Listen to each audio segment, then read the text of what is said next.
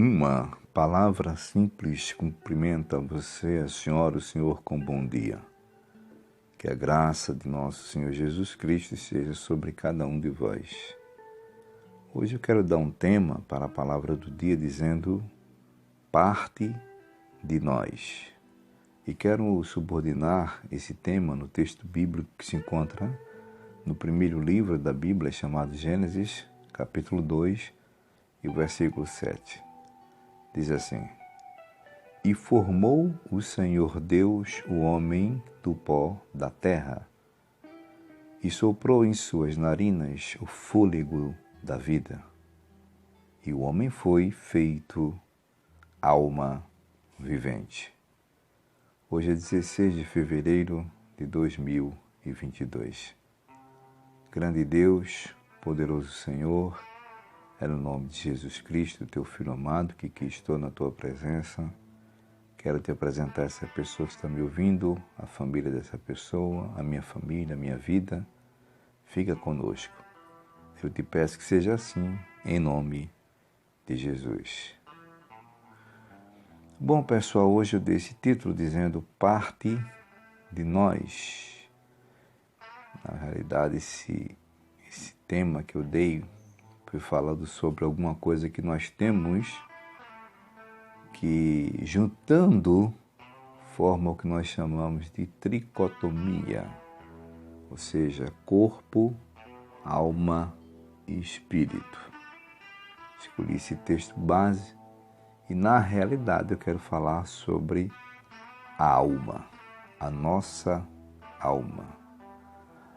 Qual é o conceito bíblico que nós temos sobre a alma, não é? O que é que nós entendemos segundo a Bíblia? Então, a interpretação bíblica sobre a alma é que ela pode perder-se, ser salva e existir após a morte do corpo. Ela também é citada como a fonte de todas as sensações, é o que a gente chama de a sede das emoções e sentimentos humanos, além de ser a responsável pela comunhão humana, ou seja, entre o homem e Deus, a comunhão entre o ser humano com o seu Deus. Essa é a interpretação segundo o conceito bíblico sobre a alma. O conceito também psicológico sobre a alma diz assim a psicologia, que a diferença entre a alma e o espírito não é muito clara, segundo a psicologia. Até algumas pessoas falam como se fosse uma coisa só. Outros já fazem a distinção, né? Se isso é a psicologia falando, dizendo que a alma é a responsável pela emoção e pelo pensamento, enquanto o espírito é ligado a Deus, é a parte divina do homem. Bom, de qualquer forma, eu pelo menos vou falar aqui baseado no que a Bíblia realmente fala sobre a alma. E no texto que eu escolhi, nós encontramos na origem humana, né? Deus, o Criador, é um texto muito conhecido, compondo o homem a partir do barro, do solo. E isso fala de matéria. O homem não seria um boneco inanimado. Deus fez um homem, e a gente fica criando aqui na nossa mente, se Deus fez do barro, a gente imagina um boneco, né? Mas Deus fez um homem ali até então, aquele ser, ou aquele boneco inanimado. E se o homem continuasse sendo somente aquele bonequinho ali, inanimado, isso seria para um Deus pequeno, brincando de ser Deus. Mas o que o Criador faz?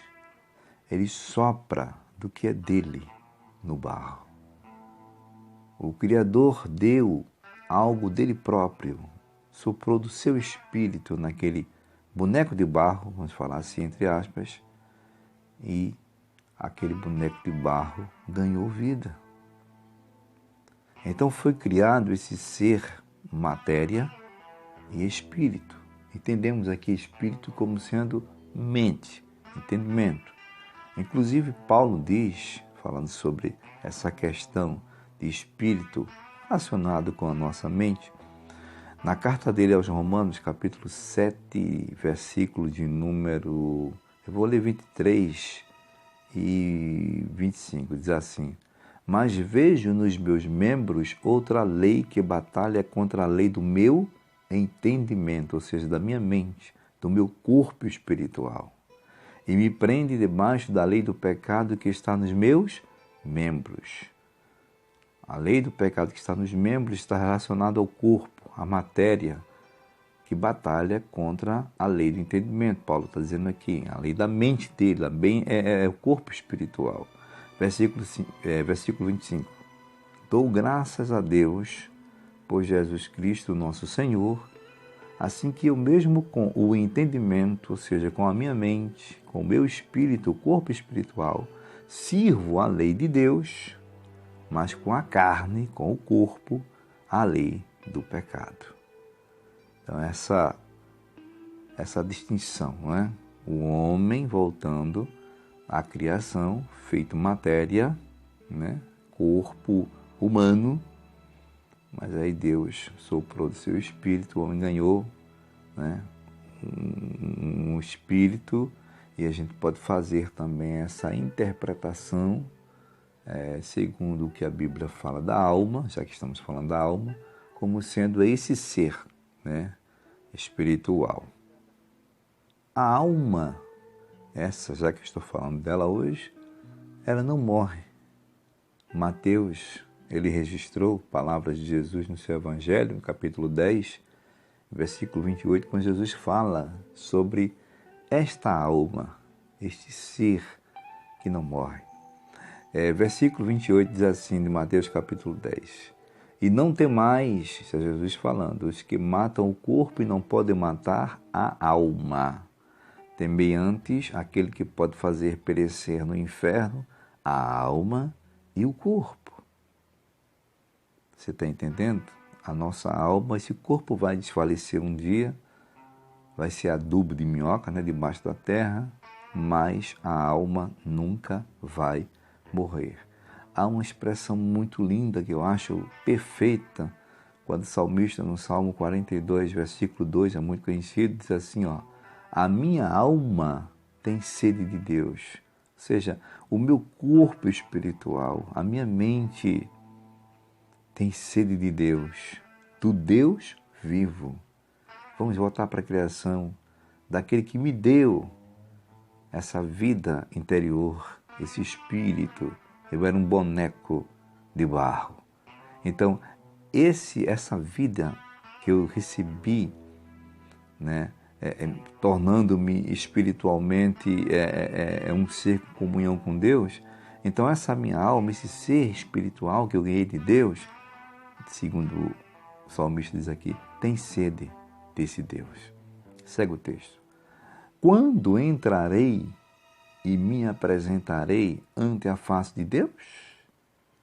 É quase como que ele estivesse perguntando, bom, a minha alma tem sede de Deus, do Deus vivo.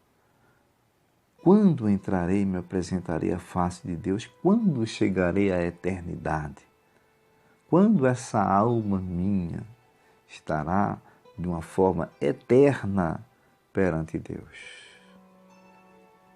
Parte de nós, foi o título que eu dei. Então a alma, repetindo, essa tricotomia humana, ela faz parte de nós. Aí eu te pergunto para concluir, como está a tua alma? A tua alma está segura? Tem garantia no sentido eterno para ela? Porque o corpo vai desfalecer. O corpo daqui a pouco vai desaparecer mesmo, porque é matéria, a gente tem prazo e validade fisicamente falando, mas a alma, ela é eterna. E onde vai ser o local que esta tua alma, minha alma, passará a eternidade? Com Deus ou sem Deus? Pensemos nisso. Ótimo dia a todos. Servo de Deus, Jessé.